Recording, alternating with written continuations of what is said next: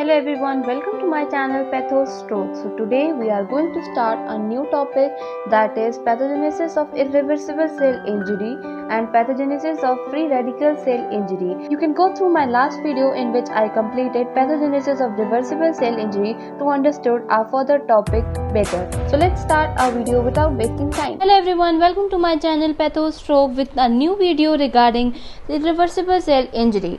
In the last video, we continued our reversible cell injury, that is also a part of pathogenesis of cell injury. Now, we will consider a new topic. So, how irreversible cell injury occurs? As it is occurs as a result of persistence of ischemia or hypoxia. Means ischemia, hypoxia is also the cause of adaptation, also the cause of reversible cell injury and also the cause of reversible cell injury. लेकिन जब irreversible cell injury जब होती है जब ischemia और hypoxia बहुत ज़्यादा time के लिए persist कर जाए, जब उसकी ड्यूरेशन हद से ज़्यादा बढ़ जाए और सेल ना अडेप्ट कर सकता है ना रिवर्सिबली रिस्टोर हो सकता है, इस वक्त सिर्फ सेल की डेथ हो जाती है. ऐसी कंडीशंस को इरिवर्सिबल सेल इंजरी कंसिडर करते हैं.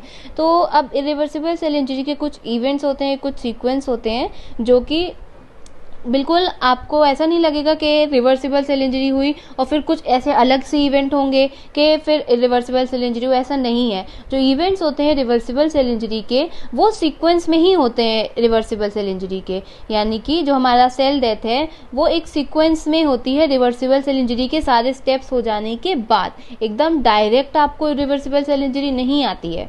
Okay, now the next point comes here. The stage at which the point of irreversibility is reached is not clear from reversible one. तो ऊपर वाली बात से ये क्लियर होता है कि किस पॉइंट पे सेल रिवर्सिबल से इरिवर्सिबली इंजर्ड हो जाता है, ये पॉइंट क्लियर नहीं होता. बस ये सारे स्टेप्स आपस में एक सीक्वेंस में होते हैं. ओके देर और इसमें लेकिन हाँ, दो ऐसे पॉइंट्स होते हैं जो डिटरमाइन करते हैं रिवर्सिबल और इरिवर्सिबल सेल इंजरी में डिफरेंस. सबसे पहला पॉइंट जो इरिवर्सिबल सेल इंजरी में होता है that is inability of the cell to reverse, यानी कि सेल रिवर्स नहीं कर पाता. ये सबसे पहला पॉइंट है रिवर्सिबल सेल इंजरी में. सेल डेथ में सबसे पहला पॉइंट है जिसमें कि माइटोकॉन्ड्रियल डिसफंक्शन होता है, जो कि आपको पता है वो रिवर्सिबल सेल इंजरी से ही होता हुआ आ रहा होता है. और लेकिन इस वक्त क्यों माइटोकॉन्ड्रियल डिसफंक्शन होता है? ये इसलिए होता है बिकॉज ऑफ रीपरफ्यूजन एंड रीऑक्सीजनेशन. यहाँ पर क्या हुआ कि कुछ टाइम के लिए इस्टीमिया कुछ टाइम के लिए हुआ. उसके बाद जब बॉडी रिस्टोर कर गई थोड़े टाइम के लिए, तो जब दोबारा ब्लड सप्लाई हुई, दोबारा ऑक्सीजन आया, that is reoxygenation. And reperfusion is restoration of the blood and reoxygen. उससे रीऑक्सीजनेशन होगा, ऑक्सीजन टिश्यू को मिलेगा. तो जब ऐसी कंडीशन में ऑक्सीजन टिश्यू को मिलता है तो उल्टा और डैमेज होता है. क्यों? Because of formation of free radicals. Because यहाँ ये सारे कंडीशन हम आगे और अच्छे से समझेंगे कि क्यों उल्टा ऑक्सीजन मिलने से और ज़्यादा आपको दिक्कत बढ़ जाती है सेल को, किसी भी जिसको इरिवर्सिबली डैमेज हो जाता है. अब इसमें दूसरा पॉइंट आता है that is disturbance in cell membrane function in general, यानी कि मेम्ब्रेन का फंक्शन पूरे सेल में डिस्टर्ब हो जाता है और प्लाज्मा मेम्ब्रेन पर्टिकुलर एरिया में डैमेज हो जाती है. ये सारे ये दो पॉइंट्स हैं, ये डिटरमाइन करते हैं that it is a point जहां पर इरिवर्सिबल सेल इंजरी हो चुकी है. इवेंट्स क्या होते हैं? वैसे ही होते हैं जैसे कि हमने हमारी रिवर्सिबल सेल इंजरी में देखा था. सबसे पहले एटीपी का डिग्रेडेशन होना, फिर ऐसे करके धीरे धीरे स्टेप्स आते हैं. तो अब ये स्टेप कहाँ से शुरू होता है? कैल्शियम का इन्फ्लक्स होने लगता है सेल में. कैल्शियम का इन्फ्लक्स होने लगता है बिकॉज ऑफ पम्प्स खराब हो जाते हैं. रिवर्सिबल सेल इंजरी से ही आपके मेम्ब्रेन पम्प्स खराब हो जाते हैं, जिससे क्या होता है as a result mitochondrial damage आता है. हम कैसे लिखेंगे इसमें? लाइक लार्ज सिस्टोलिक इन्फ्लक्स हुआ कैल्शियम आयन का. किस वजह से? सेल के अंदर कैल्शियम का इन्फ्लक्स बहुत ज़्यादा बढ़ जाता है. कैल्शियम का इन्फ्लक्स जब ये बहुत ज़्यादा बढ़ गया तो हमने देखा कि इससे क्या हुआ, किस वजह से हुआ? ये कॉन्टिन्यूड हाइपोक्सिया. जब तक हाइपोक्सिया रहेगा सेल के अंदर कैल्शियम का इन्फ्लक्स बढ़ता रहेगा. इससे क्या होगा कि कैल्शियम का जो आपका कैल्शियम का अमाउंट है वो ज़्यादा हो जाएगा. अब ये क्या इससे क्या प्रॉब्लम आई? अब ये प्रॉब्लम आई किस वजह से? सबसे पहले हमने देखा कि कैल्शियम का इन्फ्लक्स हुआ कॉन्टिन्यूड हाइपोक्सिया की वजह से। उसके बाद जब हमारा आपका रीपरफ्यूजन हुआ तब ये कंडीशन और ज़्यादा वर्स हो जाती है, यानी कि जब ऑक्सीजन दोबारा मिला सेल को, सेल इंजर्ड हुआ और उसके बाद जब सेल को ऑक्सीजन मिलने लगता है तब ये कंडीशन और ज़्यादा वर्स हो जाती है। इससे क्या होता है कि एक्सेस ऑफ कैल्शियम और एंटर करता है और एक्यूमुलेट होने लगता है माइटोकॉन्ड्रिया में। क्यों?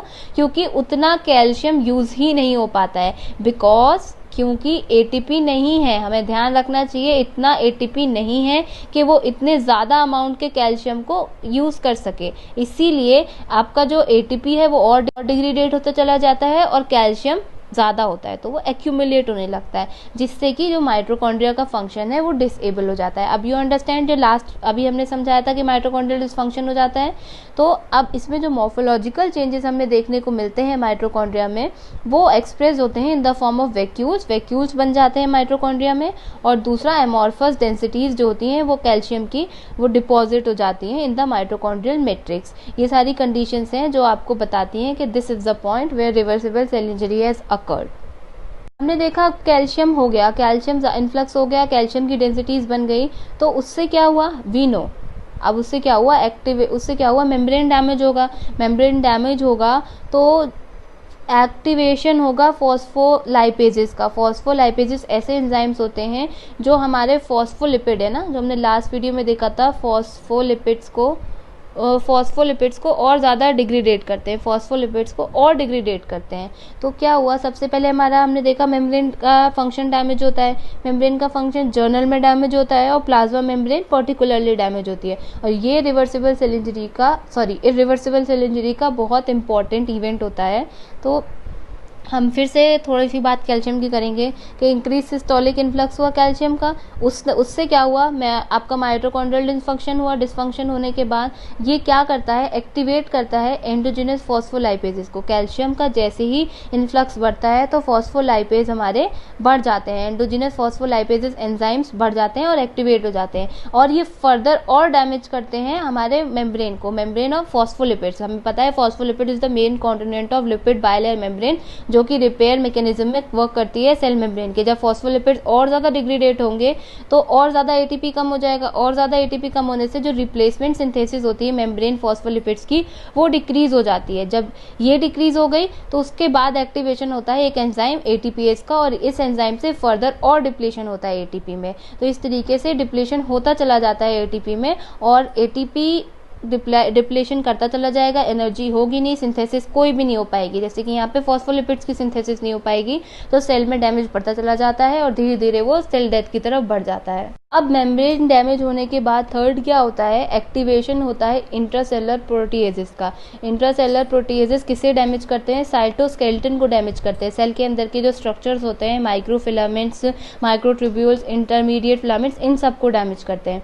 अब साइटोस्केलेटल डैमेज किस रीजन से होता है? सबसे पहला एक्टिवेशन ऑफ इंट्रासेलुलर प्रोटीएजेस, जो यहाँ पे भी बताया, और दूसरा होता है physical effects of cell swelling, जो कि हाइड्रोपिक स्वेलिंग आती है। सबसे पहले हमें क्या देखने को मिलती है? सेल में किसी भी इंजरी में स्वेलिंग देखने को मिलती है। तो इन दो रीजन से साइटोस्केलेटन का डैमेज होता है, क्योंकि स्वेलिंग से प्रेशर बढ़ता है तो आपके साइटोस्केलेटल्स में भी डैमेज आ सकता है। तो अब ये जो दोनों कंडीशन से मिला के साइटोस्केलेटल डैमेज करती है, the damage to the cytoskeleton of the cell, जैसे कि I have told earlier also, like microfilaments, microtubules, intermediate filaments. अब नेक्स्ट स्टेप क्या होता है? साइटोस्केलेटल भी डैमेज हो गया, कैल्शियम का भी इन्फ्लक्स हो गया, उसके बाद फिर आपका फॉस्फोलिपिड्स का भी डैमेज हुआ। किस रीजन से? फॉस्फोलाइपेजेस की वजह से। तो अब हमारा नेक्स्ट स्टेप क्या आता है? Activation of endonucleases. अब जब सब डैमेज हो रहा है तो एट लास्ट आपका न्यूक्लियर डैमेज भी आता है। एट लास्ट न्यूक्लियर डैमेज आता है तो किस वजह से आता है? Because of activation of lysosomal enzymes, for example proteases and endonucleases, जो कि डैमेज करते हैं डीएनए और न्यूक्लियोप्रोटीन्स, जो कि 3 स्टेप में अकर करता है। सबसे पहला स्टेप आता है हमारा पिक्नोसिस, नेक्स्ट कैरियोहेक्सिस, थर्ड कैरियोलिसिस। पिक्नोसिस में क्या होता है, there is condensation and clumping of the nucleus. Clumping of the nucleus at last हमने देखी थी रिवर्सिबल सेल इंजरी में, एट लास्ट क्या हो जाता है, क्लम्पिंग ऑफ द न्यूक्लियस हो जाता है। तो फिर वहीं से ही स्टेप यहाँ पर स्टार्ट होता है, क्लम्पिंग ऑफ द न्यूक्लियस। उसके बाद कैरियोहेक्सिस में होता है न्यूक्लियर फ्रेगमेंटेशन, जो कि थोड़े फ्रेगमेंट्स बन जाते हैं न्यूक्लियस के, और उसके बाद वो सेल में डिस्पर्स हो जाते हैं। उसके बाद डिसोल्यूशन ऑफ द न्यूक्लियस, यानी कि डिसॉल्व हो जाता है न्यूक्लियस और सेल से खत्म हो जाता है। जब न्यूक्लियस खत्म हो गया सेल से, तो एट लास्ट क्या होता है, सेल डेथ होती है। In this way we can see pycnosis, clumping of the nucleus, karyoexis, fragmentation of the nucleus, and karyolysis, dissolution of the nucleus from the cell, and at last cell death। तो जब cell death हो जाती है उसके बाद क्या होता है, लाइजोसोमल हाइड्रोलिटिक एंजाइम्स एक्टिवेट होते हैं और वो लाइजोसोमल डैमेज की वजह से होते हैं। फिर सेल डेथ होता है और उन सेल्स का फिर फेगोसाइटोसिस हो जाता है। अब हमने सबसे पहले थोड़ा सा इसे फिर से स्टार्टिंग से लेके देखेंगे कि जहाँ पे लैक हुआ ऑक्सीजन का और एसिडिक पीएच हुई, हमने देखा था पीएच कम हो जाती है जैसे ही लैक्टिक एसिड का फॉर्मेशन होने लगता है। क्यों, ऑक्सीजन के लैक से एसिड की पीएच क्यों बढ़ गई, कम क्यों हो गई, बिकॉज हमारा जो पाथवे होता है वो एनारोबिक हो जाता है। एनारोबिक पाथवे से लैक्टिक एसिड निकलता है, लैक्टिक एसिड से पीएच कम हो जाती है, जो हमने लास्ट वीडियो में बताया था। You can see my last video, I will give the link below, okay. नीचे हम आते हैं कि there is activation of lysosomal hydrolytic enzyme. इस रीजन से क्या हुआ, लाइजोसोमल एंजाइम्स का एक्टिवेशन हो गया, जो कि क्या करता है, एस्केप कर जाता है लाइजोसोमल मेम्ब्रेन से। हमारे सेल्स में लाइजोसोम्स रहते ही रहते हैं, लेकिन जब ये सारी कंडीशन अकर होती है तो लाइजोसोमल मेम्ब्रेन डैमेज होती है और लाइजोसोम डिस्पर्स हो जाते हैं सेल में। उसके बाद क्या होता है, उसके बाद एक्टिवेशन होता है लाइजोसोमल एंजाइम्स का, जो कि एंजाइमेटिक डाइजेशन कर देते हैं सेलुलर कंपोनेंट्स का। सेलुलर कंपोनेंट्स का एंजाइमेटिक डाइजेशन हुआ और उसके बाद एट लास्ट सेल डेथ हो गई। सेल डेथ हो जाने के बाद हमारा नेक्स्ट स्टेप आता है फेगोसाइटोसिस। ये जो डेड सेल्स होते हैं इन्हें रिप्लेस कर देते हैं masses of phospholipids called myelin figures. In myelin figures को फेगोसाइटोस्ट कर देते हैं कौन, मैक्रोफेजेस। मैक्रोफेजेस इन्हें फेगोसाइटोस्ट कर देते हैं और उसके बाद इनका कैल्शियम सोर्स बन जाता है। कैल्शियम सोर्स बन जाने के बाद क्या होता है, कैल्सिफिकेशन होता है, पैथोलॉजिक कैल्सिफिकेशन होता है। पैथोलॉजिक कैल्सिफिकेशन होता है जो कि हम हमारा मॉर्फोलॉजी के बाद पढ़ेंगे, यानी कि मॉर्फोलॉजी में पढ़ेंगे रिवर्सिबल सेल इंजरी की।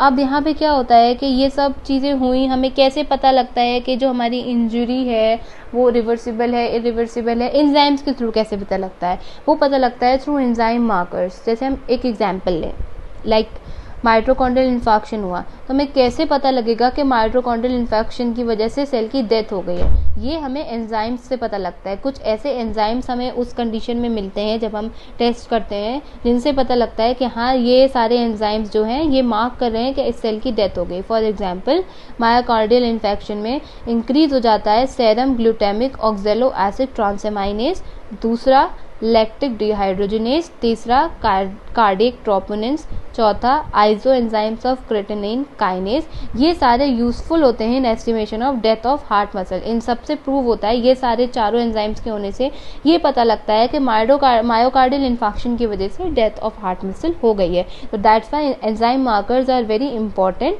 To understand whether it is death of the cell और नॉट। क्योंकि मैंने आपसे कहा था कि जैसे ही रिवर्सिबल और रिवर्सिबल सेल इंजरी की पैथोजेनेसिस हो जाएगी तो हम एक कंपेरेटिबल टेबल में देख लेंगे कि उनमें क्या अल्ट्रा स्ट्रक्चरल चेंजेस आते हैं। जैसे कि ऑर्गेनेल्स, जो कि फॉर एग्जांपल माइटोकॉन्ड्रिया में रिवर्सिबल सेल इंजरी में देखेंगे हम, स्वेलिंग आ जाती है और एमोर्फस डेंसिटीज डिपॉजिट हो जाती हैं। और जो इरिवर्सिबल सेल इंजरी होती है वहाँ पे कैल्शियम डेंसिटीज़, क्यों, बिकॉज ऑफ कैल्शियम ओवरलोड और लार्ज डेंसिटीज़ बनती हैं। और आपका जो मेम्ब्रेन में क्या चेंज आता है, बल्ब्स का फॉर्मेशन हो जाता है, ऊंचे नीचे आप देख रहे हैं, इंट्रा मेम्ब्रेनस पार्टिकल्स डिपॉजिट हो जाते हैं, माइलिन फिगर्स बनते हैं, जो कि बताया था एट लास्ट जिनको फेगोसाइटोस कर देता है मैक्रोफेजेस, उसके और सेल स्वेलिंग भी देखने को मिलती है। वहीं आपकी इरिवर्सिबल सेल इंजरी में डिस्ट्रप्शन देखने को मिलता है, जो कि बल्ब से कुछ ज़्यादा होता है, और माइलिन फिगर्स देखने को मिलते हैं। इसके बाद हमारा आता है rough endoplasmic reticulum and ribosomes. हमने देखा था कि रफ एंडोप्लाज्मिक राइबोसोम्स डिस्पर्स हो जाते हैं, जिसकी वजह से क्या होता है, प्रोटीन की सिंथेसिस रिड्यूस हो जाती है। और ये किस वजह से होता है, बिकॉज ऑफ द स्वेलिंग। और जो आपका इरिवर्सिबल सेल इंजरी होती है उसमें राइबोसोम्स लाइज्ड हो जाते हैं, यानी कि लाइसोसोमल एक्टिविटी होती है और आपका डिस्पर्स राइबोसोम्स दिखते हैं। फोर्थ होता है लाइसोसोम्स। क्या होता है लाइसोसोम्स में, इसमें तो ऑटोफेजी हो जाती है, सेल्फ इनगल्फमेंट, और दूसरा आपका जो इरिवर्सिबल सेल इंजरी है उसमें सोलन हो जाते हैं सेल्स और रप्चर हो जाते हैं और हाइड्रोलिटिक एंजाइम्स इसमें से बाहर आ जाते हैं जो उसके आगे जाके अपनी हाइड्रोलिटिक एक्टिविटी शो करते हैं। उसके बाद फिफ्थ पॉइंट आता है साइटोस्केलेटन। साइटोस्केलेटन आपको रिवर्सिबल सेल इंजरी में एग्रीगेटेड दिखते हैं, पुश्ड दिखते हैं। किस वजह से? स्वेलिंग की वजह से और ऑटोफेजिक वैक्यूल्स बन जाने की वजह से। जब वो वैक्यूल्स जगह घेरते हैं तो बाकी सारे सेल्स कंप्रेस्ड हो जाते हैं, बाकी सारे सेल्स कंप्रेस से दिखाई पड़ते हैं। लेकिन जो आपका इरिवर्सिबल सेल इंजरी होती है वहाँ पर डिस्ट्रप्टेड, टूटे दिखाई पड़ते हैं। क्यों? क्योंकि वहाँ पर सेल डेथ के चांस हो जाते हैं और इसकी वजह से आपका जो सेल का सारा ऑर्गेनेल है वो सब टूट के ख़राब हो जाता है। लास्ट आता है हमारा न्यूक्लियस में चेंज। हमने देखा था कि अब लैक्टिक एसिडोसिस की वजह से क्लम्पिंग ऑफ द न्यूक्लियस हो जाता है, क्लम्पिंग क्रोमैटिन दिखाई पड़ता है। क्यों? क्योंकि इंटरसेलुलर पीएच गिर चुकी होती है। और आपका जो इरिवर्सिबल सेल इंजरी है इसमें हमने अभी भी देखा कि पिक्नोसिस होता है, क्लम्प न्यूक्लियस, कैरियोएक्सिस होता है, फ्रेगमेंटेशन और कैरियोलिसिस होता है, डिसोल्यूशन। ये सारे कुछ अल्ट्रा स्ट्रक्चरल चेंजेस होते हैं जो कि सेल इंजरी में दिखाई पड़ते हैं due to ischemia and hypoxia. This is the complete chart in which you can see the injury with reversible cell injury, irreversible cell injury and also due to free radical cell injury. बात करेंगे ischemic reperfusion and free radical mediated cell injury की। ये भी एक बहुत important part है, लेकिन सबसे पहले क्या होता है? रिवर्सिबल सेल इंजरी, उसके बाद क्या होता है? इरिवर्सिबल सेल इंजरी, और उसके बाद जो कंडीशन आती है when there is restoration, reperfusion means restoration of the blood, तो उस कंडीशन में क्या होता है? Free radical mediated cell injury होती है। यानी कि जब रिपरफ्यूजन होगा तो रीऑक्सीजनेशन होगा। रीऑक्सीजनेशन क्या होता है?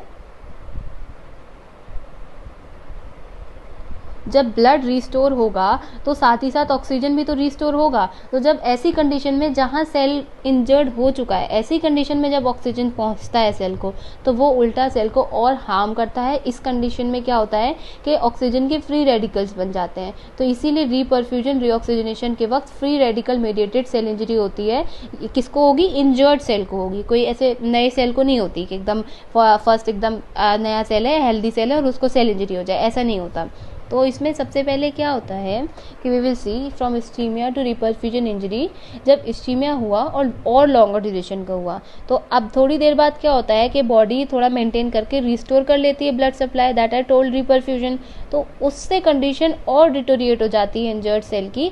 यानी कि अब जब ऑक्सीजन आने लगा, सब आने लगा, तो क्या होना चाहिए? सारी कंडीशन हेल्दी हो जानी चाहिए, लेकिन ऐसा नहीं होता है। ऑक्सीजन की वजह से इंजर्ड सेल को और ज़्यादा हार्म पहुंचता है और उसकी फंक्शन को डिटोरिएशन आता है और सेल की डेथ हो जाती है। क्यों? जैसे ही ऑक्सीजन पहुंचता है रिपरफ्यूजन, रिऑक्सीजनेशन के बाद, तो ऑक्सीजन के फ्री रेडिकल्स बन जाते हैं दैट आर वेरी हार्मफुल। ठीक है। फॉर एग्जाम्पल ये कहाँ होता है? Irreversible cell injury in myocardial and cerebral ischemia. ये कंडीशंस आपको पता है कि आप इरिवर्सिबल सेल इंजरी ज़्यादातर कहाँ आती है? स्पेशलाइज सेल्स में। We know irreversible cell injury ज़्यादातर स्पेशलाइज सेल्स में रहती है, नॉन स्पेशलाइज सेल्स में इसके चांसेस कम होते हैं।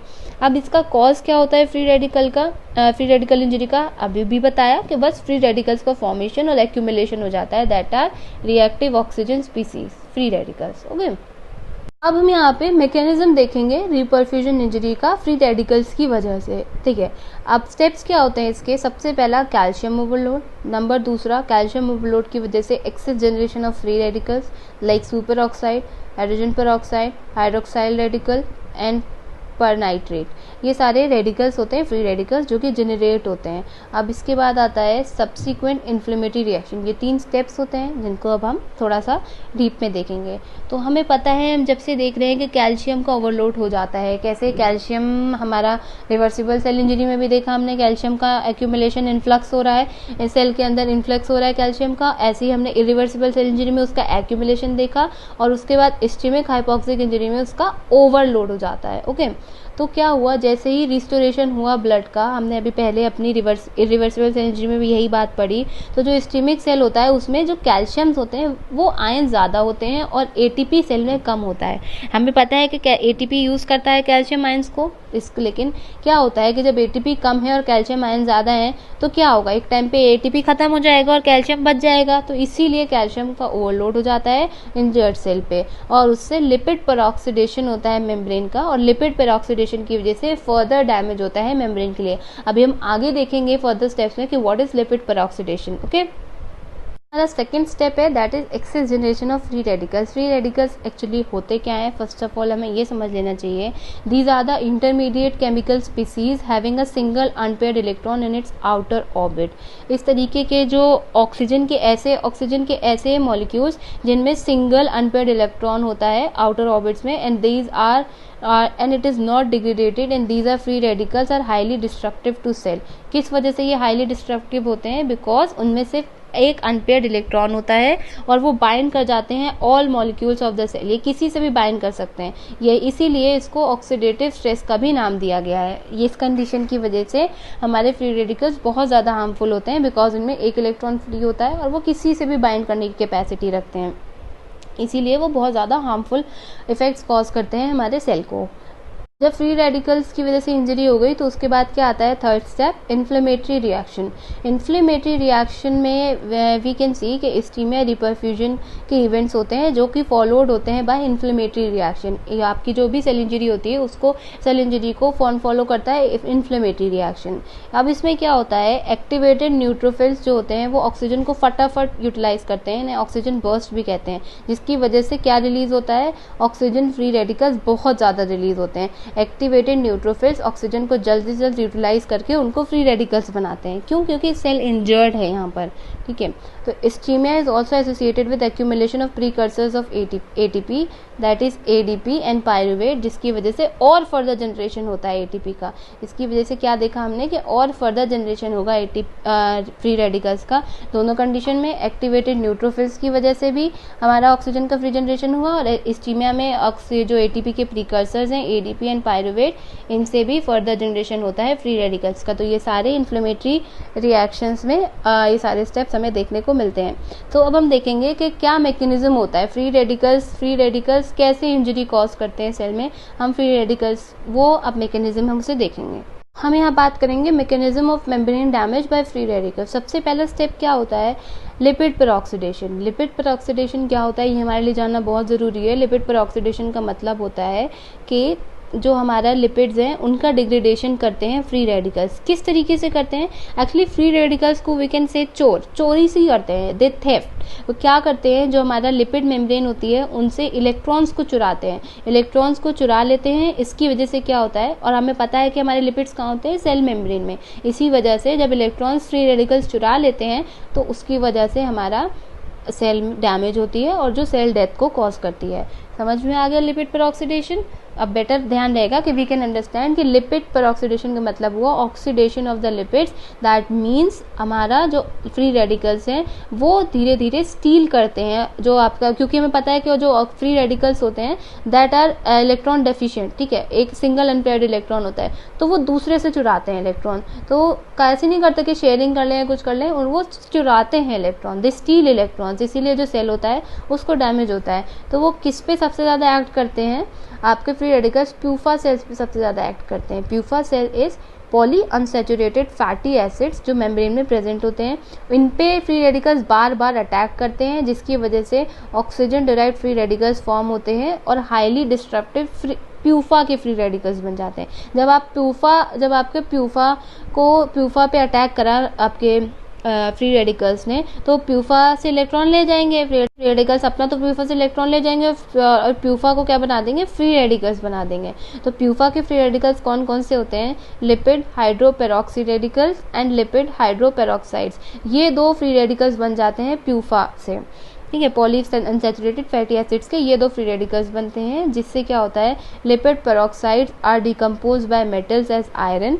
इनको डिकम्पोज करने का काम कौन करता है, आयरन से काम करता है इनका। और lipid peroxidation is propagated to other sites causing widespread membrane damage and destruction of the organism। अब हमें प्यूफा सेल्स में क्या हुआ कि फ्री रेडिकल्स का फॉर्मेशन हो गया, तो क्या होता है कि उस कंडीशन में कुछ ना कुछ सेविंग मैकेनिज्म आएगा।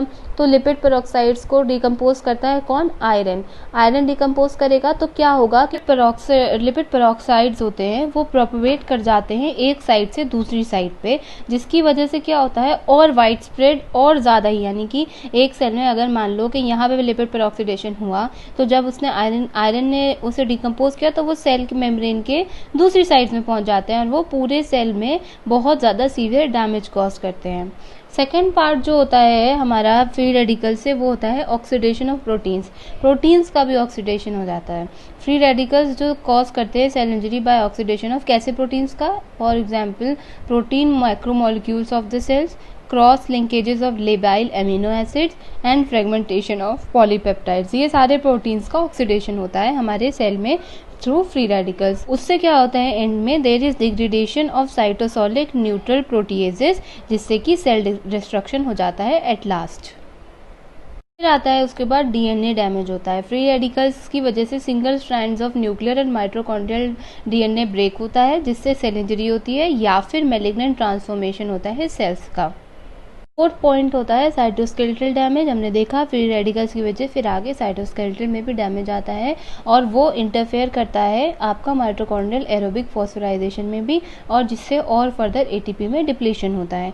अब इसके बाद आते हैं कुछ antioxidants that are endogenous and exogenous substances, जो कि इनएक्टिवेट करते हैं फ्री रेडिकल्स को। ऐसे सब्सटेंसेस जो फ्री रेडिकल्स को इनएक्टिवेट करें, for example vitamin E, A, C, sulphydryl containing compounds that is cysteine and glutathione.